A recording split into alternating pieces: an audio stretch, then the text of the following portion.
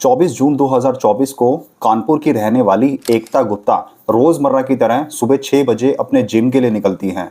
वो अक्सर अपने जिम से 8 साढ़े 8 बजे तक आ जाया करती थी, लेकिन आज यानी 24 जून 2024 को 10 बज चुके थे।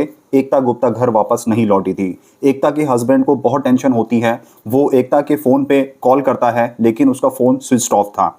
उसका हस्बैंड एकता के फ्रेंड को कॉल करता है। एकता की फ्रेंड बताती है कि एकता 6 बजे तो आई थी, लेकिन 7 बजे वो जिम से चली गई और उसके बाद फिर वो वापस नहीं आई। अब उसका हस्बैंड बहुत ज़्यादा टेंशन में आ जाता है। वो उसी जिम के एकता के पर्सनल ट्रेनर विमल सोनी को कॉल करता है और विमल सोनी का फ़ोन भी स्विच ऑफ जा रहा था। अब एकता का हस्बैंड सीधा पुलिस स्टेशन जाता है और एकता की गुमशुदगी की रिपोर्ट दर्ज कराता है। पुलिस अपनी जांच पड़ताल करती है। पुलिस सबसे पहले उस जिम के अंदर जाती है और जिम के लोगों से पूछताछ करती है। दरअसल वो जो जिम था वो एक पॉश एरिया का जिम था। उस जिम के अंदर आसपास के जजेस, डीएम और हाई प्रोफाइल जो लोग होते हैं वो सारे वर्कआउट किया करते थे। तो पुलिस अब जिम में आती है और एकता की जो फ्रेंड, जो उसकी कॉलीग थी, जो वर्कआउट उसके साथ करती थी, उनसे पूछताछ करती है। तो उसकी फ्रेंड वही बताती है कि एकता जिम के अंदर आई थी और फिर वो 1 घंटे बाद विमल सोनी, जो उसका पर्सनल ट्रेनर था, विमल सोनी की कार में जाके बैठ गई और उसके बाद फिर वापस नहीं आई। और यहाँ पर पूछताछ में ये भी पता चला कि जो एकता गुप्ता है वो अपने पर्सनल ट्रेनर विमल सोनी के साथ घंटों घंटों तक बात करती थी और उसकी गाड़ी में ही बैठी रहती थी। अब यहाँ पर पुलिस विमल सोनी और एकता गुप्ता के फ़ोन की सीडीआर निकालती है। तो सीडीआर में पता चलता है कि एकता विमल से रोज घंटों घंटों तक बात करती थी और इसी पूछताछ में पता चलता है कि एकता और विमल का शायद रिलेशनशिप चल रहा था। ये दोनों प्रेम प्रसंग में थे। लेकिन यहाँ पर एकता का हस्बैंड पुलिस से कह रहा था कि विमल ने एकता को किडनैप कर लिया है, क्योंकि एकता के अकाउंट में 55 लाख रुपए हैं और मेरी वाइफ किसी के साथ ऐसे प्रेम प्रसंग में नहीं आ सकती। मेरे 2 बच्चे हैं, एक 10 साल का है, एक 12 साल का है, तो ज़रूर विमल सोनी ने मेरी वाइफ को किडनैप कर लिया है। अब यहाँ पर पुलिस सारे एंगल से सोचना शुरू करती है और इन्वेस्टिगेशन करती है। लेकिन 10 दिन बीत जाते हैं, विमल और एकता का कुछ पता नहीं चलता। अब पुलिस इस केस को ठंडे बस्ते में डाल देती है, ये सोचकर कि ये दोनों प्रेम प्रसंग में थे और ये दोनों अपनी मर्जी से कहीं चले गए होंगे और इन्होंने शादी कर ली होगी। तो पुलिस ये सोचकर इस केस को साइड कर देती है। अब लगभग 4 महीने बीत जाते हैं। एकता का हस्बैंड हाई ऑफिसर्स तक अपनी कंप्लेंट दर्ज करा रहा था। वो जो उच्च अधिकारी, जो अच्छे पोस्ट पे लोग बैठे हुए, ऑफिसर्स बैठे हुए हैं, उनसे वो कंप्लेंट बार बार वो पोस्ट कर रहा था कि मेरी वाइफ है, वो उसको किडनैप कर लिया गया है, पुलिस मेरे केस को इन्वेस्टिगेट नहीं कर रही।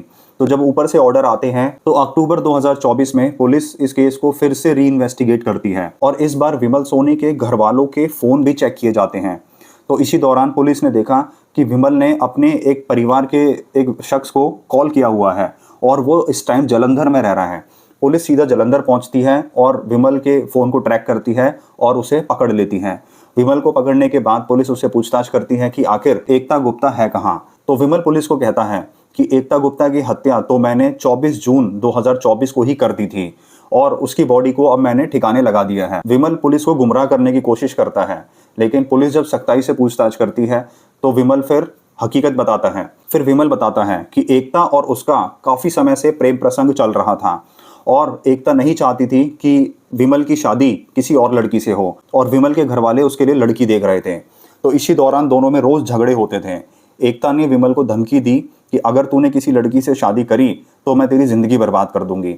और 24 जून 2024 को भी इसी बात को लेकर दोनों में झगड़ा होता है। एकता विमल की गाड़ी में बैठ जाती है और विमल गाड़ी को लेकर वहां से निकल जाता है। गाड़ी रोड पर चल रही थी और दोनों में लड़ाई हो रही थी और इसी दौरान विमल को बहुत ज़्यादा गुस्सा आ जाता है और तभी विमल एकता का गला दबाकर उसकी हत्या कर देता है।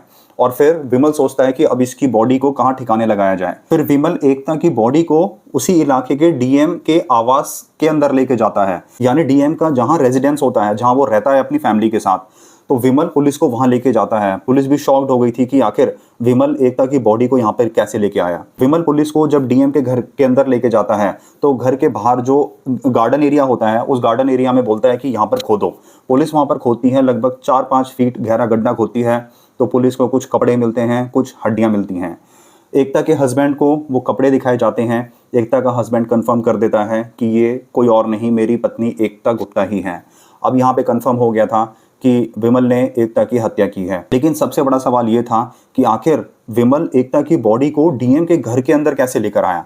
तो विमल ने बताया कि हमारे जिम में ये डीएम साहब और भी आसपास के लोग जो बड़े अधिकारी हैं वो सारे लोग आते थे, उनके परिवार के लोग आते थे। तो मेरी सारे लोगों से जान पहचान हो गई थी। तो जब मैं एकता की बॉडी को यहाँ लेकर आया तो जो सिक्योरिटी गार्ड्स होते हैं और जो बाहर की जो रखवाली करते हैं उन्होंने मुझे नहीं रोका और मैं डायरेक्ट अपनी गाड़ी लेकर अंदर आ गया। रात के समय मैंने मौका देखकर गड्ढा खोदा और एकता की बॉडी को दफना दिया। ये सुन के पुलिस और सारे लोग हैरान हो जाते हैं। पुलिस फिर विमल सोनी के बयानों के बेसिस पर और एविडेंसेस के बेसिस पर उसको गिरफ्तार कर लेती है और अब उसके खिलाफ कोर्ट में केस चल रहा है। दोस्तों, यहाँ पर छोटी सी गलती की वजह से 2 परिवार की जिंदगी बर्बाद हो गई। यहाँ पर एकता के परिवार की भी जिंदगी बर्बाद हुई क्योंकि एकता का एक हस्बैंड था, उसके 2 बच्चे थे, और यहाँ पर विमल के परिवार की भी जिंदगी खराब हो गई। दोस्तों, आपको क्या लगता है कि विमल को क्या सज़ा मिलनी चाहिए? अपने विचार कमेंट बॉक्स में बताएं। मिलते हैं अगले केस में एक नई कहानी के साथ। तो ऐसे ही ट्रू क्राइम स्टोरीज देखने के लिए वीडियो लाइक करके चैनल सब्सक्राइब कर दें, बेल आइकन प्रेस कर दें जिससे नेक्स्ट वीडियो आपसे मिस ना हो।